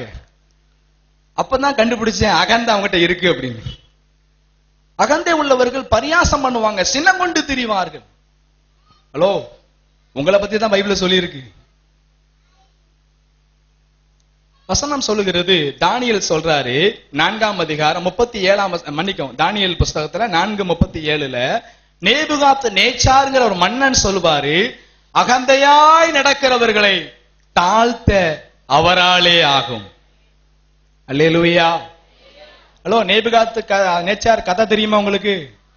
என்ன தெரியும்? மாடு மாதிரி இருந்தாரு, ஒரு ராஜாவா இருந்து திடீர்னு கூஜாவா மாறிட்டாரு. காரணம் அகந்தை. நம்ம ஊர்ல அப்படி கூட தான் நடந்துச்சு. அகந்தையா ஏதாவது சட்டம் போட்டாங்கன்னா 40க்கு வாஸ் அவுட் ஆயிருவாங்க. அகந்தையா செய்யக்கூடாது. எந்த மதத்தையும் எந்த இனத்தையும் சாதியையும் தனிப்பணியா பிரிக்க கூடாது. ஏளனமா பேசக்கூடாது. ஏளனமா தேவ பிள்ளைகளை தூசிக்க கூடாது. அகந்தை உள்ளவர்களை தேவன் வேறறுத்து விடுவார், ஒன்றுமில்லாமல் ஆக்கி விடுவார். வசனம் சொல்லுகிறது. மரியாள் அம்மா ஒரு அற்புதமா ஒரு வார்த்தை சொல்லுவாங்க. லூக்கா 1:51 இருதயத்திலே அகந்தை சிந்தை உள்ளவர்களை அவர் சிதறடிக்கிற ஒரு தேவன். இருதயத்தில் அகந்தையா இருக்கிறவர்களை சிதறடிக்கிற ஒரு தெய்வம் நான் பார்க்கிற தெய்வம் என்று அந்த அம்மா சொன்னாங்க. அகந்தை நம்ம யாருக்கு இருக்க கூடாது. ஆண்டவர் சொல்றாரு, என் ஜனங்கள் அகந்தையினாலே அவங்க கனவீனப்பட்டு போறாங்க. இது ஆண்டவருடைய வார்த்தை, நான் சொல்லல. நினைச்சது செய்தி வேற. இன்னைக்கு மதியம் ஆண்டவர் சொன்ன வார்த்தையை நான் அப்படியே உங்கள்கிட்ட பேசுறேன். அகந்தை உள்ளவர்கள் கனவீனப்படுவார்கள். சபைகளில் அகந்தையாய் பேசாதிருங்கள், கொடுமையானதை பேசாதிருங்கள், மேட்டிமையானதை பார்க்காதிருங்கள், பரியாசம் பண்ணி பேசிக் கொண்டிருக்காதிருங்கள். அகந்தை சினங்கொண்டு திரியாதிருங்கள். அகந்தை உள்ளவர்களை தாழ்த்த தேவனால் ஆகும். நான் பிரசங்கம் பண்ணுகிற இயேசுவால் ஆகும். நான் பேசுகிற இயேசுவால் அது ஆகும். மூன்றாவதாக அறிக்கை. எல்லாம் சொல்லுங்க, அறிக்கை. என்ன அறிக்கை? திருமண அறிக்கை கிடையாது. சபையில சொல்ற ஒழுங்கு இந்த பட்டியல் அறிக்கை கிடையாது. இந்த இடத்துல ஆண்டவர் சொல்றாரு அறிக்கை. அறிக்கை அதுக்கு நிறைய ஆராய்ச்சி பைபிள் நான் வாசித்தேன். அப்போஸ்தலர் 5ஆம் அதிகாரத்துல 1-5-6 வரைக்கும் வாசிக்கிறோம். அனனியா சப்பீரால் 2 பேரு தங்களுக்கு உரியதை விற்று தங்கள் தேவ பிள்ளைகளுக்கு கொடுக்கிறாங்க. அவங்களுக்குரியதை எவ்வளவு வேணாலும் கொடுக்கலாம், அது அவங்களுடைய உரிமை. ஆனா பொய்யான அறிக்கை சொன்னாங்க. எல்லாரும் சொல்லுங்க. பொய்யான அறிக்கையினால அந்த ஊழியக்காரத்தை கனம் வாங்க முடியாம கனவீனப்பட்டு செத்து போனாங்க. உண்மைதானே? காணிக்கை கொடுத்து செத்தவங்க எல்லாம் பைபிள்ல இருக்கிறாங்க. நம்ம எல்லாம் உயிரோட இருக்கிறோம். பொய் சொல்லாம இருந்தா காணிக்கை தான் கொடுத்தாங்க ஊழியக்காரங்கிட்ட, செத்து போனாங்க. பைபிள் சொல்லுது. பொய்யான அறிக்கை செய்கிறவர்கள், பொய்யான அறிக்கை கொடுக்கிறவர்கள், கணக்கில் பொய்யான காரியங்களை திணிக்கிறவர்கள். அந்த அறிக்கையை கர்த்தர் பார்க்கிறார். 2 சாமுவேல் 1ஆம் அதிகாரம் 1 to 15, 16 வரைக்கும் நீங்க வாசித்து பாத்தீங்கன்னா, அமலேக்கியன்கிற ஒரு வாலிபன், யாரு? அமலேக்கியன்கிற ஒரு வாலிபன் தாவீது கிட்ட வந்து சொல்றார். என்ன சொல்றாருன்னா, உம்மை எதிரியா வச்சிருந்தானே சவுல், யோனத்தான் 2 பேர். சவுலை குறித்து அவர் சொல்றாரு. அந்த அமலேக்கியன் உம்மை எதிரியா கங்கணம் கட்டி கொண்டு இருந்த அந்த சவுலு ஒரு இடத்துல குற்றுயிரா கிடந்தாரு. நான் கிட்ட போய் பார்த்தேன், அவர் சாக கிடந்தாரு. உம்மை எதிரியா இருந்தாரு, அவரு உமக்கு அவர் எதிரியா இருந்தாரு. அதனால அவரை நான் போட்டு தள்ளிட்டேன். இந்த பாருங்க, அவருடைய பொருட்கள்லாம் என் கையில இருக்குது அப்படின்னு அவன் வந்து ஒரு அறிக்கையை வாசிக்கிறான். பொருள் ஆசை ஏதாவது கிடைக்கும்னு சொல்லி அறிக்கையை வாசித்தான். ஏன்னா ஒரு எதிரி, தன்னை எதிர்க்கிற ஒரு எதிரி செத்த செய்தியை ஒருத்தன் சொன்னா இவன் ஏதாவது பரிசு கொடுப்பான்னு நினைச்சிருப்பான். இன்னைக்கு அப்படிதான் அரசியல்ல நடக்கு. ஒருத்தனை பார்த்து ஒருத்தனை போட்டு கொடுக்கறது தான் பாதி பேருக்கு வாழ்க்கை. அவங்க பொழப்பை அப்படிதான் ஓடுது நிறைய பேருக்கு. பொருளாசையை நம்பி அறிக்கை இடுகிற மக்கள், பொருளாசையை நம்பி அறிக்கை வாங்குகிற மக்கள். தாவீது நினைச்சிருப்பா, தாவீதுட்ட அந்த அமலேக்கே நினைச்சிருப்பான், உங்க எதிரி செத்துட்டா நான் தான் கொன்னேன்னு சொன்னா எனக்கு வெகுமானம் கிடைக்கும், பரிசு கிடைக்கும், எனக்கு ஏதாவது அரசியல்ல ஒரு பதவி கிடைக்கும் நினைச்சிருப்பான். ஆனா தாவீது பார்த்து சொன்னாரு, அபிஷேகம் பண்ணினவன் மேல அவன் கைய போட எவ்வளவு துணிவு. யார் அங்கே? அவனை கொல்லுங்கன்னு சொன்னாங்க, செத்து போனான். ஒரு அமலேக்கிய வாலிபன் பொருளாசையினால் அறிக்கையிட்டதினாலே செத்து போனான் என்று பைபிள் போதிக்கிறது. பொருளாசையினால் வந்த ஒரு அறிக்கை. லேவியராகமம் 24ஆம் அதிகாரம் 10 to 16 வரைக்கும் நீங்க வாசிக்கும் பொழுது 2 பேர் சண்டை போடுறாங்க. என்ன கவனிங்க. அதுல ஒருத்தன் வந்து கலப்பு திருமணம் செய்தவன். அவங்க அம்மா இஸ்ரவேல் ஜனா, அவங்க அப்பா வேற யாரோ, கலப்பு திருமணம் செஞ்சவங்க. ஆனா சண்டை போடுறது ஒரு இஸ்ரவேல் பையனோட இன்னொரு ஆளு சண்டை போடுறாங்க. இந்த கலப்பு திருமணம், அவங்க அம்மா வேற அவங்க அப்பா வேற, அந்த பையனும் சண்டை போடுறான், ஒரு இஸ்ரவேலனும் சண்டை போடுறான். 2 பேரு சண்டையில அந்த கலப்பு திருமணம் செஞ்சவங்க பெற்றெடுத்த பையன் ஆண்டவரை தூசிக்கிறான். நான் கேக்குறேன், 2 பேர் சண்டை போட்டா இவனுக்குள்ள சண்டை போட்டுக்க வேண்டியதானே? எதுக்கு ஆண்டவரை தூசிக்கணும்? யோசித்து பாருங்க. ஒருத்தருக்கு ஒருத்தர் சண்டை போட்டதுல ஆண்டவர் என்ன வம்புக்கு இழுக்கிறான்? இவன் யார் ஆண்டவரை தூசிக்கிறதுக்கு? பொறுமை இழப்பதினாலே தூசணம் வந்திருக்கிறது. பொறுமை இழந்த அறிக்கை, பொறுமையை இழக்கின்ற அறிக்கை. அவன் பொறுமை இழந்து ஆண்டவரை தூசிக்கிறான். உங்க தெய்வம் என்ன அப்படியா இப்படியா சொல்லி அவன் தூசிக்கிறான். மோசே கிட்ட தகவல் வருது. மோசே ஆண்டவர்கிட்ட கேட்கிறாரு, அவனை கல்லால் அடித்து கொள்ளுங்கன்னு சொல்றாங்க. ஹலோ, ஒரு மனிதன் இன்னொரு மனிதன் கிட்ட சண்டை போடும் போது தெய்வத்தை தூசிப்பான், ஆனால் அவன் தூசணம் செய்ததுக்கு கல்லால் அடித்துக் கொள்ள வேண்டும். கனவீனப்பட்டு போனான். யூதர்கள் எடுத்துக்கிட்டீங்கன்னா மத்தேயு 26:25 நினைக்கிறேன். அதுல இவர்களுடைய இரத்த பழி எங்க மேலும் எங்க பிள்ளைகள் மேலும் வரட்டும்னு சொன்னாங்க. எந்த வசனம் அது? மத்தேயு 27 26 27 25 ஓகே 27 25 24 மன்னிக்கவும் 27 25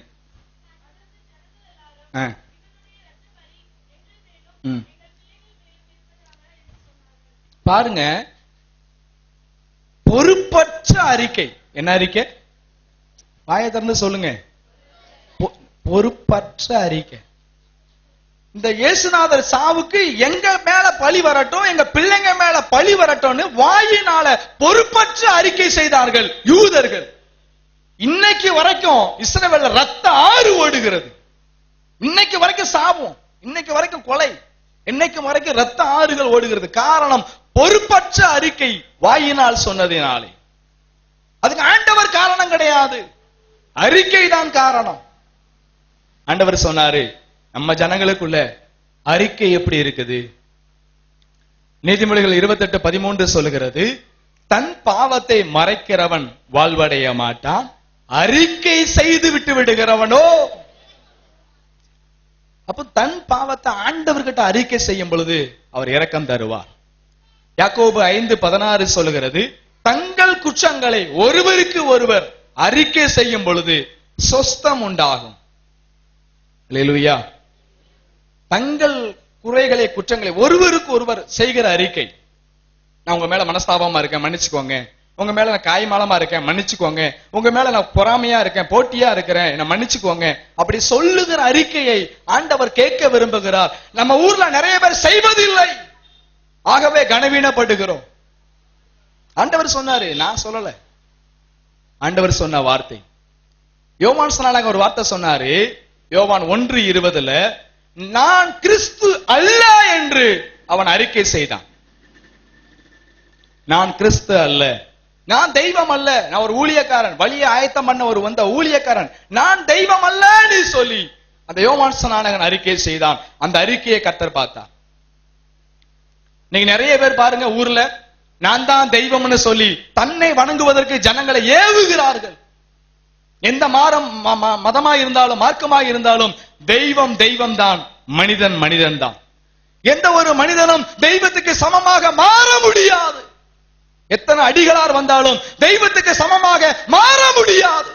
எத்தனை புனிதர்கள் வந்தாலும் தெய்வத்துக்கு சமமாக மாற முடியாது. என் ஆண்டவர் இயேசுவுக்கு ஈடு இணையாக ஒரு மனிதனும் கிடையாது, ஒரு மனிதனும் கிடையாது, ஒரு தெய்வங்களும் கிடையாது.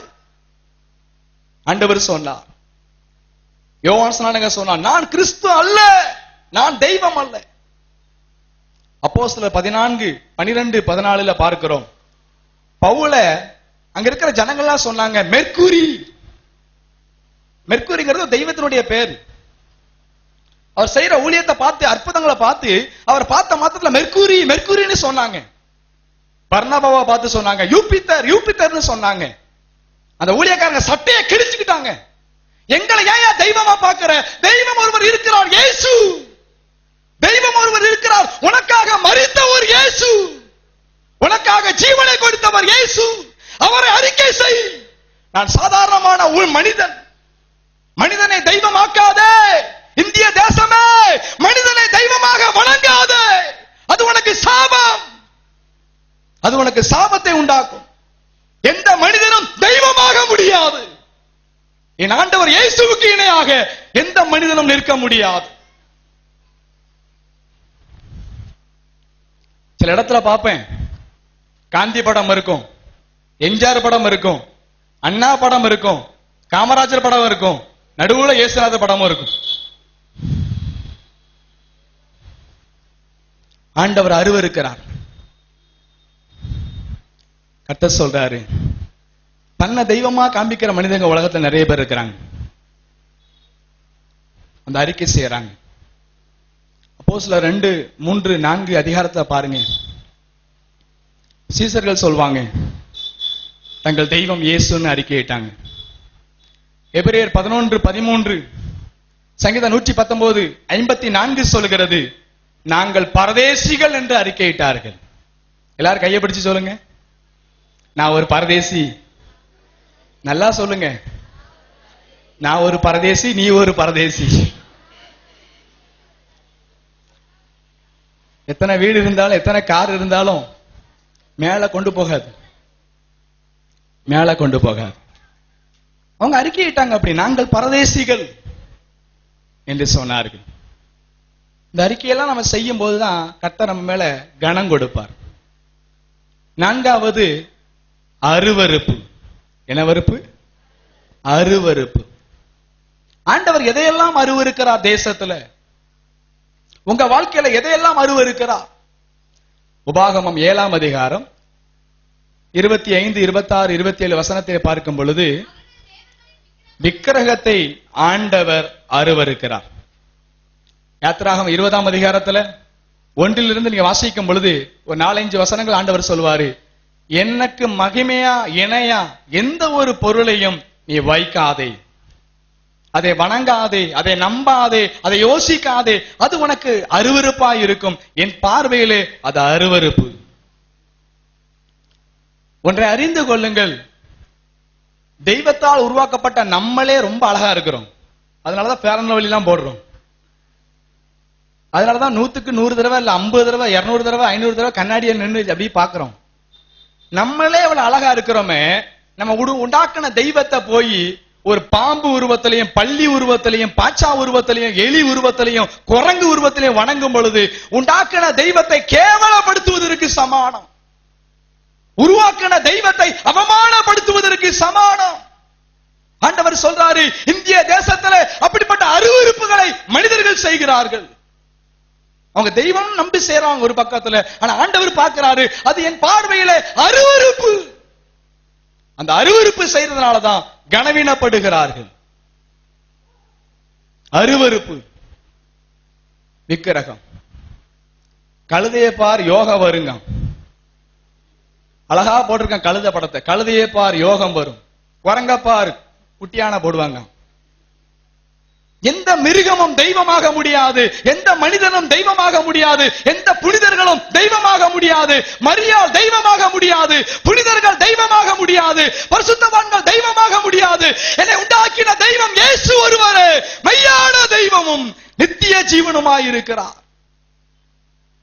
விக்கிரகங்களை வணங்குவது, விக்கிரகங்களை நம்புவது, அதை கேவலப்படுத்துவதற்கு சமானம். ஆண்டவர் மனிதனுடைய நிர்வாணத்தை மூடி அழகுபடுத்துகிறார். சில இடத்துல போய் பாருங்க, சட்டையெல்லாம் கழட்டிட்டு தான் உள்ள போகணும். அப்பமே தெரிஞ்சு கொள்ளுங்க அது தெய்வமா வேற எதுவுமான்னு சொல்லி. மனிதனை அழகுபடுத்த நினைத்தவர் ஆண்டவர் இயேசு, மனிதனை அவமானப்படுத்த நினைப்பவன் பிசாசு. தேசம் தெரிய வேண்டும், பட்டணங்கள் தெரிய வேண்டும். அருவருப்பு. இரண்டாவது விபச்சாரம். விபச்சாரம் ஒரு அருவருப்பு. விபச்சாரம். பாம்பே பட்டணத்துக்கு ஊழியத்துக்கு போயிருந்தேன். நிறைய ஊழியத்தெல்லாம் பண்ணிட்டு முடிச்சேன். எனக்கு ஒரு ஆசை, இந்த ரெட் லைட் ஏரியான்னு சொல்றாங்களே எங்கதான் இருக்கு போய் பார்க்கணும். போனேன், நிறைய பேரோட கூட்டிட்டு நண்பனோட போனேன். 13 வயசுல இருந்து 65 வயசு வரைக்கும் 2 பக்கமும் வரிசையா நிக்கிறாங்க. 500 1000 பேர் நிக்கிறாங்க வரிசையா. ஆண்டவர் சொன்னாரு, இவங்க செய்யற பாவம் அருவருப்பை உண்டாக்குது. மதுரை பட்டணத்துல இயேசுடைய ஊழியத்து மூலமா ஊழியத்துக்கு போயிருந்தேன்.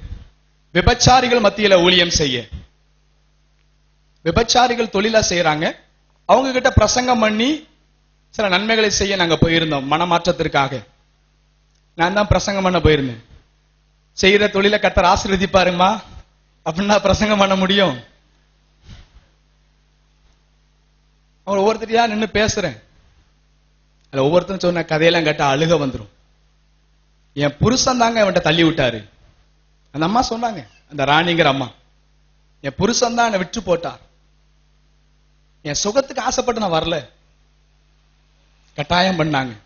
என் புருஷன் செத்து போயிட்டான். பிழைப்புக்கு வேலை தேடி போனா மேல தொட்டு பாக்குறாங்க. வாழ்க்கையில நாசமாயிருது. விபச்சாரம் தொழிலா பண்ணிட்டோம்.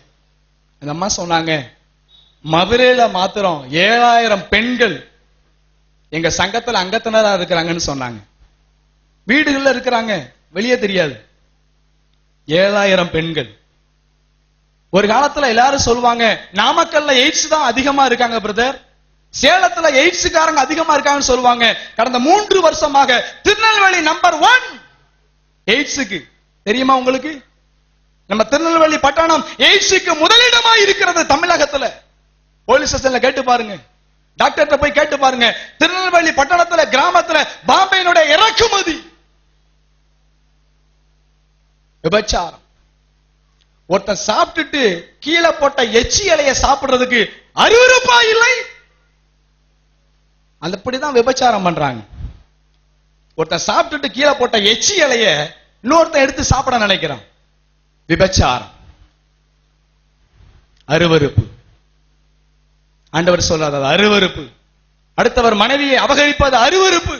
அடுத்தவனுடைய புருஷனை நினைப்பது அருவருப்பு. ஆண்டவர் சொல்றாரு, நம்ம ஊர்ல அப்படி என்ன வரக்கூடாது. நம்ம வாழ்க்கையில அந்த என்ன வரக்கூடாது. அது அருவருப்பு ஆண்டவருக்கு. ஓரின சேர்க்கை அது தேவனுடைய பார்வையில சோதோம் குமாராவின் அருவருப்பு. ஓரின சேர்க்கையினால தேசம் சீரழிந்து போகுமே. ஆண்டவர் கோபம் கொண்டு இந்தியாவை அழித்து விடுவார். தெரியுமா உங்களுக்கு? விபச்சாரமும் விக்கிரகமும் தேவனை கோபப்படுத்துகிற ஒரு காரியம். ஆண்டவர் அழித்து விடுவார். ஆண்டவர் சொல்றாரு அருவருப்பு. உபாகமம் 22:5 விரும்புகிற ஆடையை போடுகிற கலாச்சாரம். பொம்பளைங்க டிரெஸ் ஆம்பளைங்க போடுறாங்க, ஆம்பளைங்க டிரெஸ் பொம்பளைங்க போடுறாங்க. கோமாளி மக்கள். பாம்பேல பார்த்தா எல்லாம் ஜட்டி தெரியற மாதிரி தான் பேண்ட் போடுங்க. ஆம்பளையும் சரி பொம்பளையும் சரி மானங்கட்ட மனிதர்கள். ஏதோ மறைக்கணுமோ அதை திறந்து வச்சிருக்கான். ஒரு அம்மா, நம்ம திருநெல்வேலியில சொல்றேன், ஒரு சர்ச்சுக்கு போயிருந்தேன். பிரபலமான பாளையங்கோட்டில் பெரிய சர்ச்சு. சர்ச்சையெல்லாம் அந்த அம்மாவை பார்த்தா முதுகுல ஒண்ணுமே தெரியல. இவ்வளவு பிரேம்ல 2 கம்பி மாத்திரம் ஒரு நூல் மாதிரி போட்டிருக்காங்க. யாராவது பேப்பரை சொருகிடுவாங்க உள்ள. ஜன்னல் கேட்டா அவங்க சொல்றாங்க ஜன்னல் அப்படிங்கிறாங்க. விரும்புகிற ஆடையை போடுவது அருவருப்பு. உங்கள் ஆடையில ஒழுக்கம் இல்லை என்றால் சீர்கேடு வரும். டெல்லியில நடக்கிறது நம்ம ஊர்ல நடந்துரும். அருவருப்பு. ஆண்டவர் சொல்றாத அருவருப்பு. மற்றவனை இச்சையை தூண்டுகிற ஒரு டிரெஸ்ஸை ஒரு பெண்கள் உடுத்துவானால் அவள் அருவருப்புக்காரி. அவன் அருவருப்புக்கு சமமானவன். இன்னும் சிலர் இருக்கிறாங்க, விரும்புறவங்களை புகழ்வாங்க, விரும்பாதவங்களை இகழ்ந்து பேசுவாங்க. நீதிமொழிகள் 17:15 நீதிமானை குற்றவாளியாக்குவதும் குற்றவாளியை நீதிமானாக்குகிறவனும் கர்த்தருக்கு முன்பாக அருவருப்பானவர்கள்.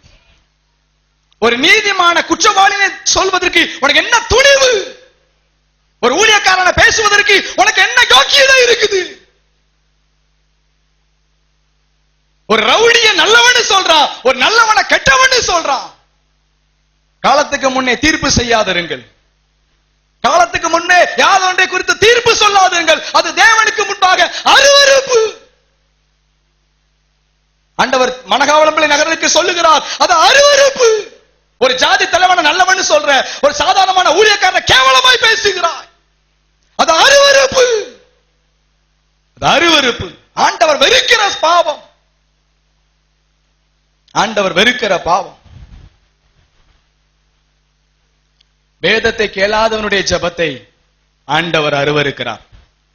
நீதிமொழிகள் 28:9 விண்ணப்பம் பண்ணுவாங்க, வேதத்தின்படி நடக்க மாட்டாங்க.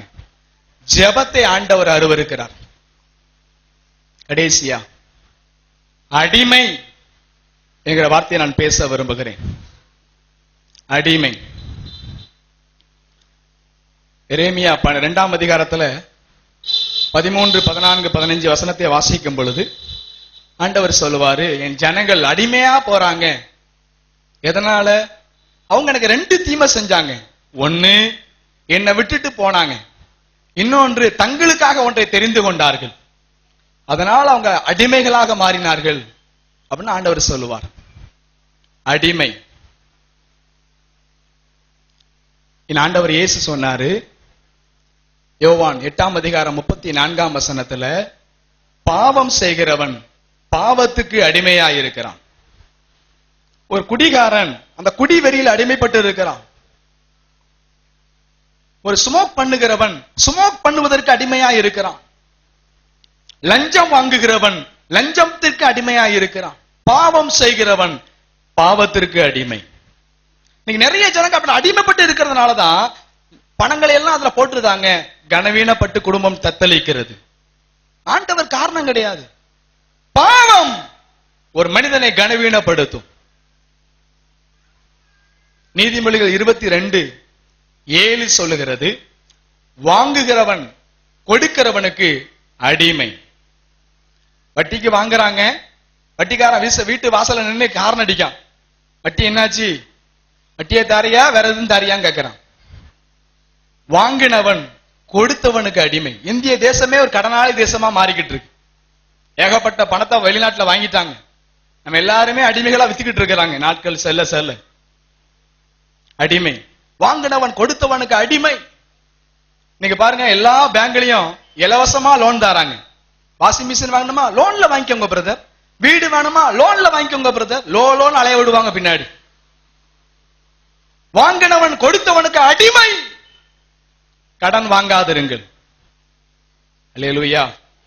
நிறைய குடும்பத்துல மனகவளம் நான் பார்த்ததை சொல்றேன். நிறைய மக்கள் தத்தளிக்கிறாங்க. கடன் வாங்கி கடன் வாங்கி கடன் வாங்கி வாங்கினவன் கொடுத்தவனுக்கு அடிமையாக மாறுகிறார்கள். அந்த அடிமைத்தனம் ஒழிய வேண்டும் என்று ஆண்டவர் பேசுகிறார். உங்க வாழ்க்கையில் இருக்கிற அடிமைத்தனம் ஒழிய வேண்டும். அது கனவீனத்தை உண்டாக்கும். 1 கொரிந்தியர் 7:22-23 சொல்லுகிறது, மனுஷனுக்கு அடிமைகள் ஆகாதிருங்கள். நான் அந்த அணி, நான் இந்த அரசியல் கட்சி, நான் இந்த ஜாதி, நான் இந்த இனம், நான் இந்த மதம். மனிதனுக்கு அடிமைகள் ஆகாதிருங்கள். எந்த மனுஷனுக்கும் அடிமைகள் ஆகாதிருங்கள். இந்திய தேசமே, மனகவளம்பளை திருச்சபை மக்களே, ஆண்டவர் உங்களோடு பேசுகிறார். எந்த மனிதனுக்கும் அடிமையாகாதிருங்கள். இன்னைக்கு மக்கள் எல்லாருமே நான் அப்பல்லோவை சேர்ந்தவன், நான் பவுலை சேர்ந்தவன் சொல்லி ஊழியக்காரனுக்கு அடிமையா இருக்கிறாங்க சிலர். நான் அவருக்கு அடிமை, நான் இவருக்கு அடிமை, நான் மோகன் அண்ணா வந்தா வருவேன், நான் அகஸ்டின் அண்ணா வந்தா வருவேன், நான் ஃபாதர் பெர்க்மான்ஸ் வந்தா வருவேன். அடிமைகள் ஆகாதிருங்கள். எந்த ஊழியக்காரனுக்கும் ஒரு விசுவாசி அடிமையாக கூடாது. எந்த மனிதனுக்கும், எந்த டினாமினேஷனுக்கும் ஒரு மனிதன் அடிமையாக கூடாது. அடிமைத்தனத்தை ஆண்டவர் அப்புறப்படுத்த விரும்புகிறார். பழைய ஏற்பாட்டு காலத்துல அடிமையா இருந்தாங்கன்னா காதுல ஓட்ட போடுவாங்க, கடுக்கம் போடுவாங்க. நீ என்கிட்ட இருக்கணும், எஜமான் கிட்ட இருக்கணும்னா. ஆண்டவர் அப்படி விரும்பல. நம்ம அடிமையாக வைக்க விரும்பல. அவங்க சொல்றதெல்லாம் கேட்போம். அவன் நல்லது சொல்றானா கெட்டது சொல்றதானா தெரியாது, கேட்டுக்கிட்டே இருப்போம். மனுஷனுக்கு அடிமையாகாதீங்க. கலாத்தியர் 4:3 சொல்லுகிறது, இவ்வுலகத்தின் வழிபாடுகளுக்கு அடிமைகள் ஆகாதிருங்கள். இந்த உலகத்தின் வழிபாடுகளுக்கு, ஜாதகம், ஜோசியம், நாள் நட்சத்திரம் குறி, அடிமைகள் ஆகாதிருங்கள். ஆண்டவர் சொல்றார். நான் தயவாய் மன்னித்துக் கொள்ளுங்க. நான் உங்களை இவ்வளவு கடினமா பேச நான் விரும்பல. நீங்க எல்லாம் நம்ம சொந்தங்கள். உங்களை கடினமா பேச நான் விரும்பல. ஆனா கர்த்தர் உள்ளத்துல உணர்த்தினார், என் ஜனங்க நீங்க நல்லா இருக்கணும், நீங்க ஆசீர்வாதமா இருக்கணும், நீங்க கனமுள்ளவங்களா மாறணும்னு சொல்லிதான் என் ஆண்டவர் சமூகத்துல கண்ணீர் விடுத்து உங்க முன்னாடி நான் இருக்கிறேன். எல்லாரும் எழுந்து நிற்கலாமா? நான் தேவ சமூகத்துல நம்ம அடிமையாக மாறக்கூடாது என்பதற்காக குத்துறவ என்ன குத்தட்டும். எல்லாரும் அவனை வந்து ஓங்கி அடிச்சாங்க, கன்னத்துல ஓங்கி அடிச்சாங்க, துப்புனாங்க. என்ன அடிச்சது, உன்னை அடிச்சது யாரு? வெளிப்பாடு சொல்லு, தீர்க்க தரிசனம் சொல்லு என்று கேவலப்படுத்தினார்கள், அவமானப்படுத்தினார்கள். அடிமை போல என் ஆண்டவரை நடத்தினாங்க. அடிமை போல என் ஆண்டவரை நடத்தினாங்க. பாருங்க, அண்ணா கிட்ட விசாரணைக்கு கொண்டு போனாங்க, காய்பா கிட்ட விசாரணைக்கு கொண்டு போனாங்க, சனகரிப் சங்கத்துக்கிட்ட விசாரணைக்கு கொண்டு போனாங்க, பிலாத்து கிட்ட விசாரணைக்கு கொண்டு போனாங்க, ஏரோது கிட்ட விசாரணைக்கு கொண்டு போனாங்க, மறுபடியும் பிலாத்து கிட்ட விசாரணைக்கு கொண்டு போனாங்க. 6ஆம் நாள் உருவாக்கப்பட்ட மனுக்குலத்திற்காக ஆண்டவர் இயேசு 6 தடவை விசாரணைக்கு உட்படுத்தப்பட்டார். உங்க அடிமைத்தனை மாற்ற 6 தடவை விசாரணைக்கு உட்படுத்தப்பட்டார். 6 மணி நேரம் சிலுவையிலே தொங்கினார் என் தெய்வம். 6 மணி நேரம் சிலுவையிலே கதறி கதறி கொண்டு இருந்தார். உள்ளமெல்லாம் உடைந்து போயிருந்துச்சு. ஐயோ, என் ஜனங்கள் அவிசுவாசப்பட்டு என்னை கொல்லுகிறார்களே, அவிசுவாசப்பட்டு என்னை காயப்படுத்துகிறார்களே சொல்லி ஆண்டவர் துக்கப்பட்டாரே. என் ஜனங்களுடைய அகந்தையினாலே ஐயோ என் ஈட்டி போல பிளக்கிறது. கொடுமையாய் பேசுகிறார்கள். பச்சை மரத்துக்கு இந்த பாடு, பட்ட மரத்துக்கு என்ன பாடுன்னு சொன்னார் அவர். அவர் கூட இருந்தவங்களாம் அந்த சிலுவையில தூக்கும் பொழுது, தொங்கும் பொழுது சுற்றி இருக்கிற போர் வீரர்கள்லாம் சொன்னாங்க, மற்றவனை ரட்சித்தான், தன்னைத்தானே ரட்சிக்க திராணியற்றவனே, சிலுவையிலிருந்து இறங்கி வா பார்க்கலாம், சிலுவையிலிருந்து இப்ப இறங்கி வா பார்க்கலான்னு சொல்லி கேவலமாய் பார்த்தார்கள். அகந்தையாய் பேசினார்கள். என் ஆண்டவரே, என் ஆண்டவரே, அகந்தையோடு பார்த்தார்கள், அகந்தையோடு பேசினார்கள். பரியாசம். அநேகர் வாயின் அறிக்கையிலே சிதைந்து போன குடும்பங்களை கட்டுவதற்கு என் ஆண்டவர் தன்னை பலியாய் கொடுத்தார். அவங்க அறிக்கைகளை மாற்றுவதற்காக தான் 7 பொன்மொழிகளை சிலுவையிலே என் ஆண்டவர் அறிக்கையாக சொன்னார். 7 பொன்மொழிகளை என் ஆண்டவர் அறிக்கையாக வாசித்தார். மனிதனுடைய அறிக்கை அவங்களை சாபமாக்கிருச்சு. மனிதனால் வந்த சில வார்த்தையின் அறிக்கைகள் அவங்க குடும்பத்தை கனவீனப்படுத்தி விட்டதுன்னு சொல்லி அவர் அறிக்கையாக சிலுவையிலே சொன்னார். அருவருப்பு. அவர் அருவருப்புக்கு பண்டிகையாக மாற்றினாங்க மக்கள். விபச்சாரம், விக்கிரகாராதனை ஆண்டவரை அருவருக்கும்படி செய்தது. ஆண்டவரை அவமானப்படுத்துவதற்கு செய்த காரியங்கள் ஏராளம். அவரை துக்கப்படுத்தினார்கள். நீங்க தயவு செய்து ஆண்டவரை துக்கப்படுத்தாதீங்கம்மா, தயவு செய்து ஆண்டவரை துக்கப்படுத்தாதீங்க டீச்சர், தயவு செய்து தயவு செய்து. வாலிப தம்பி, ஆண்டவர் உங்க கூட பேசுறாருப்பா, என் கூட பேசுற ஆண்டவர் உங்க கூட பேசுறாருங்க. தயவு செய்து ஆண்டவரை கேவலமா பேசி, ஊழியக்காரனை கேவலமா பேசி சாபத்தை வாங்காதீங்க, தேவ கோபத்தை வாங்காதீங்க, வாங்காதீங்க. கனவீனப்பட்டு போவதற்கு ஆண்டவருக்கு விருப்பம் இல்லை, ஆண்டவருக்கு விருப்பம் இல்லை. உங்களை கனமுள்ளவங்களா மாத்ததான் ஒரு முற்கிரிடம் ஏற்றுக் கொண்டாருங்க. எல்லாரும் வலது கரத்தை உயர்த்தி ஆண்டவர் சமூகத்துல என்ன மன்னிச்சிருங்க ஆண்டவரேன்னு கேட்கலாமா? கண்களை மூடி பிளீஸ் பிளீஸ் ஆண்டவரை நோக்கி பார்க்கலாம். அவிசுவாசம் நீங்கட்டும் டாடி, எங்க உள்ளத்துல இருக்கிற அவிசுவாசம் விலகணும் டாடி. ஐயோட அகந்தையா பேசுறேன்ப்பா, அகந்தையா பார்க்கிறேன்ப்பா. ஆண்டவர் மன்னிக்கணும் ஆண்டவரே, எங்களை மன்னிக்கணும் ஆண்டவரே, எங்க குடும்பத்தை மன்னிச்சிருங்க ஆண்டவரே, எங்க மனகாவளம் பிள்ளை நகர் மக்கள் மன்னிச்சிருங்கப்பா, மன்னிச்சிருங்க ஆண்டவரே, மன்னிச்சிருங்க ஆண்டவரே. எங்க ஜனங்க கனவீனப்பட்டு இருக்கிறாங்கப்பா, ஒரு மாற்றம் வேணும், ஒரு மாற்றம் வேணும், அவங்க உள்ளத்துல மாற்றம் வேணும் ஆண்டவரே. கமிட்டியில மாற்றம் வேணும், நிர்வாகத்துல மாற்றம் வேணும். ஊழியக்காரனை பேசாதீங்க ஆண்டவரே, ஆண்டவரே எங்களை கனப்படுத்தணும் ஆண்டவரே.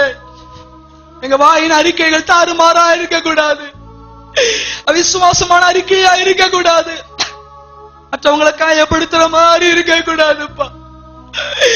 என் உள்ளத்துல இருக்கிற அருவருப்பெல்லாம் விலகட்டும் ஆண்டவரே, அருவருப்பெல்லாம் விலகட்டும், அருவருப்பெல்லாம் விலகட்டும், அருவருப்பெல்லாம் விலகட்டும் ஆண்டவரே. என் அடிமைத்தனங்கள் முறிக்கப்படட்டும் ஆண்டவரே. எல்லாரும் கேளுங்க பிளீஸ், வாயை திறந்து சொல்லுங்க, என் அடிமைத்தனம் முறிக்கப்படட்டும் ஆண்டவரே. எனக்குள்ள அடிமைத்தனங்கள் விலகட்டும் ஆண்டவரே, என் குடும்பத்தை விட்டு விலகட்டும் ஆண்டவரே, எங்க ஊரை விட்டு விலகட்டும் ஆண்டவரே.